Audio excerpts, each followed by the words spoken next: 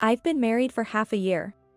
Until the divorce preparations are complete, I've decided to treat my husband, David, as if he's invisible. It hurts because I think of him as a person. I'm Emily, 29 years old.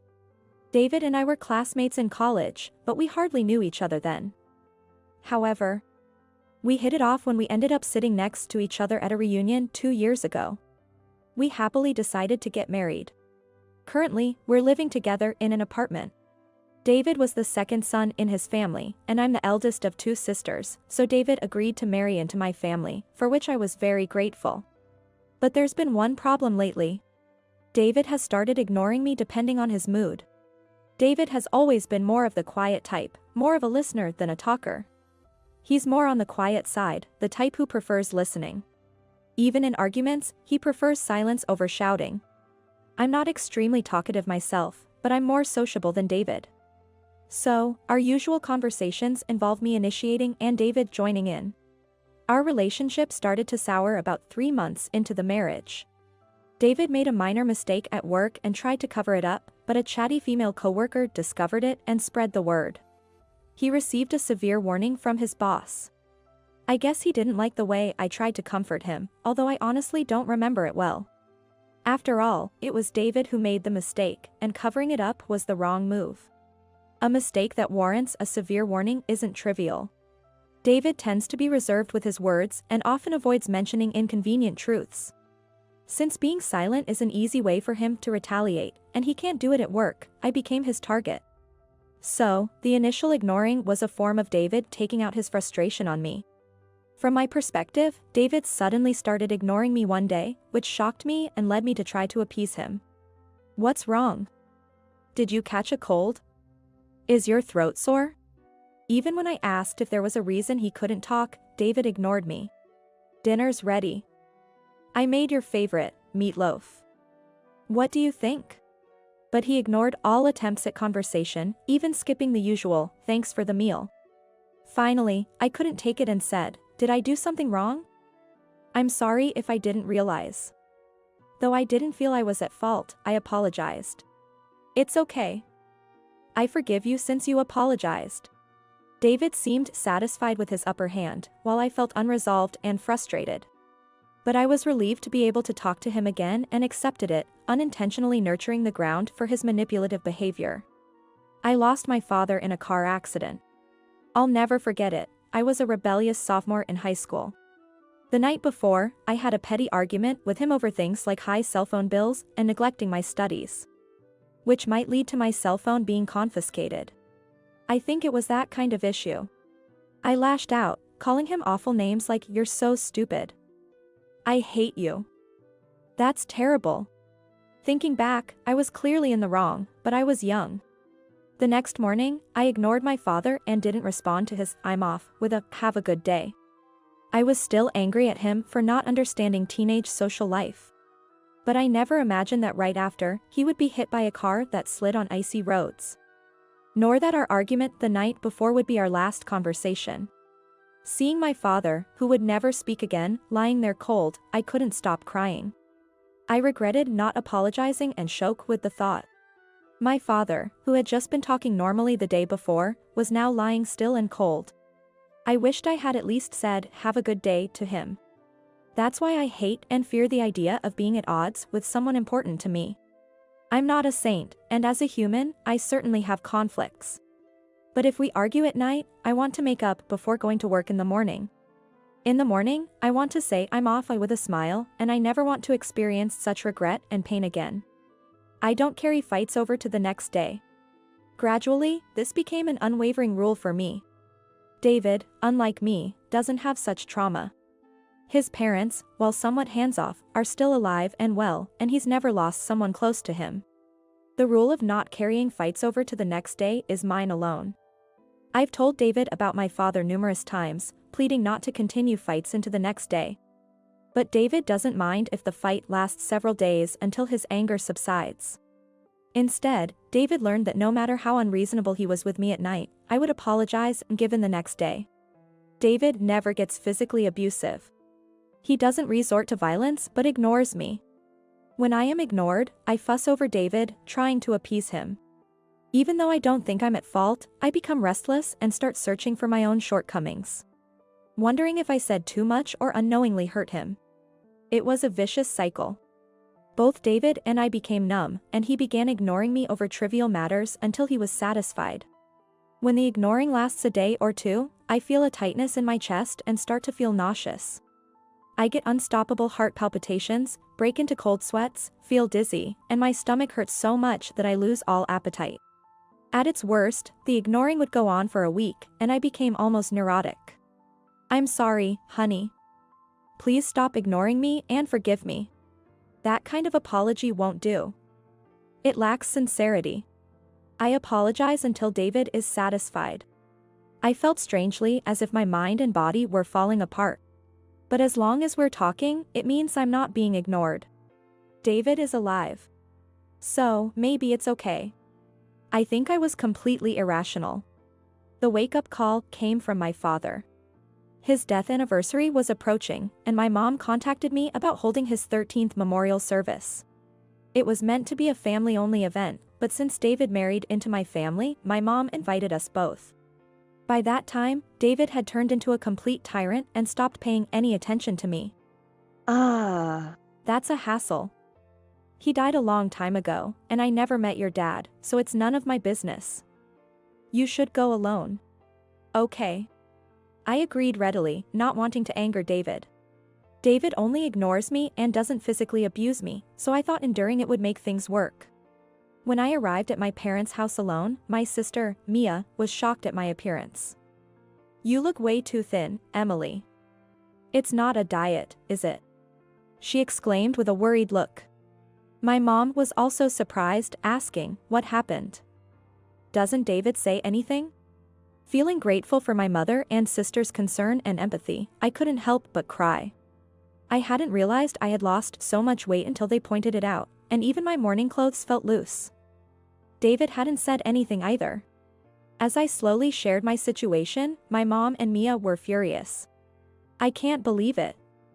How could he do the very thing Emily hates the most? Knowing how traumatized you are about your dad. His treatment is downright cruel. If you're going to divorce, now's the time while you don't have kids.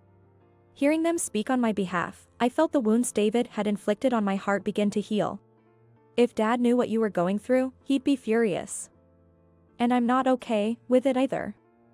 I'll never forgive my brother-in-law.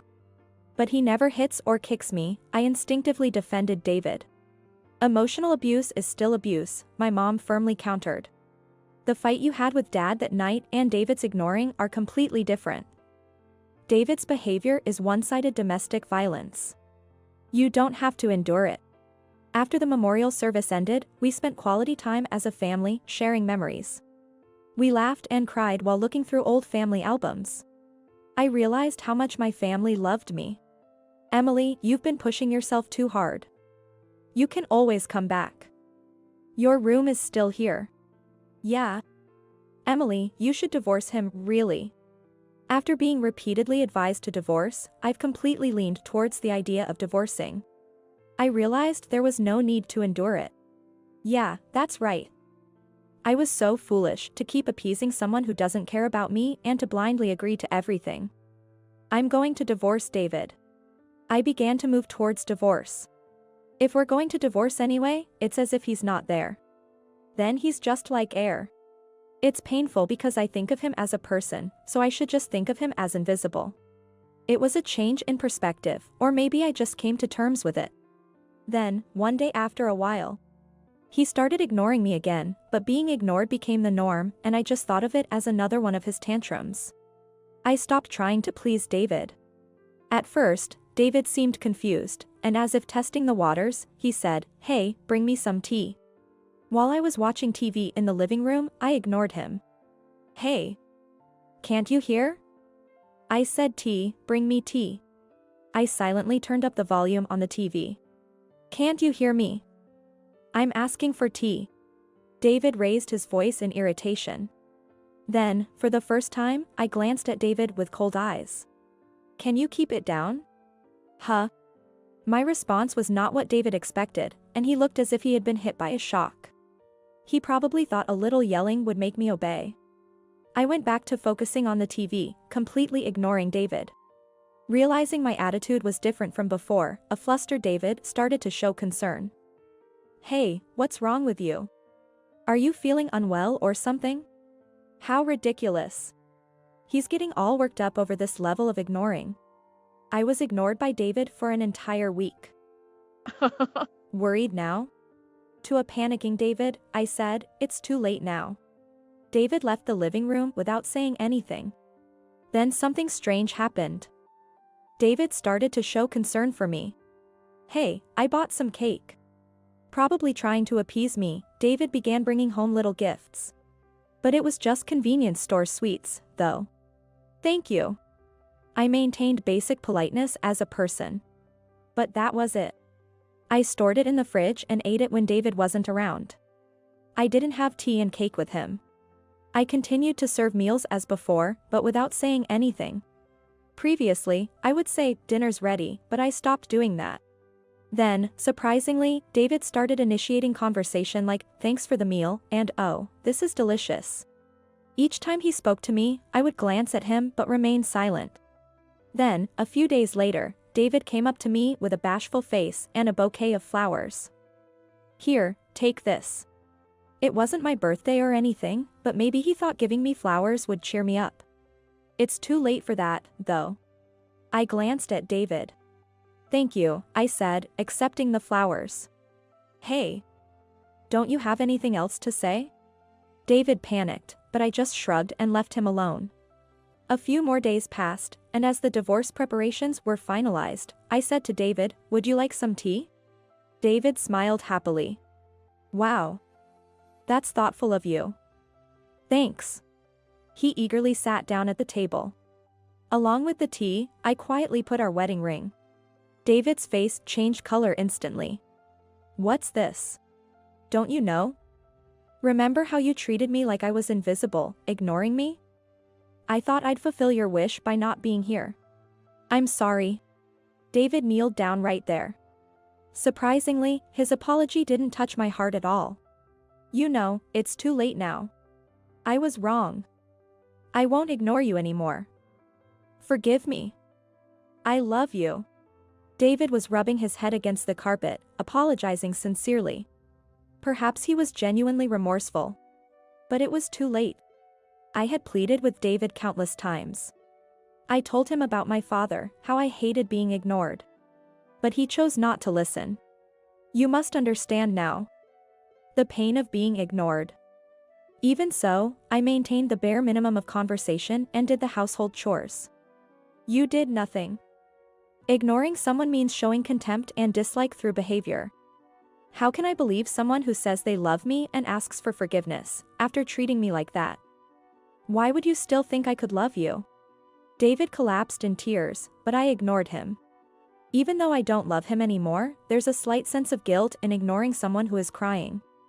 David is the kind of man who can ignore someone just because he's in a bad mood. If I forgive him now, he'll surely ignore me again. Why? I didn't do anything that bad. It's just not talking for a bit. You're overreacting. David pleaded while crying, but I was horrified. Clearly, to David, ignoring his wife for a week was not a big deal. I'm glad I decided to divorce. Our values were too different, and we would have divorced sooner or later. Better sooner than later. I'm done being hurt depending on my husband's mood without understanding why. From now on, I won't talk to you directly. For property division and other details, please communicate through a lawyer. Oh. And I'll be claiming alimony, so take care of that. With those words, David finally realized I was serious. Too late, and he probably still doesn't understand how much his ignoring can hurt someone. But since we're getting divorced and becoming strangers, I'll ignore him. With tears and snot all over his face, David agreed to divorce. Thus, I successfully divorced David, who used to ignore me. Thanks to the lawyer, the property division was settled, and the alimony was properly paid. He reverted to his maiden name as we divorced. The chatty female coworker will probably have something to say, but that's his problem. I've returned to my parents' house, realizing the importance of conversation.